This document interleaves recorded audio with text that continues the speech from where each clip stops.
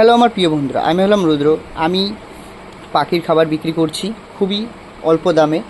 বাজারে যেখানে তোমরা এই ঘাসের দানাটা তোমরা 80 টাকা করে বা 85 টাকা কিনছো ফ্রেশ দানা, সেটা কিন্তু আমার কাছে 70 টাকা কেজি পেয়ে যাবে। একদম ফ্রেশ দানা। তোমরা দেখো কোনো রকমের ধুলো নেই বা কোনো রকমের খোসা নেই।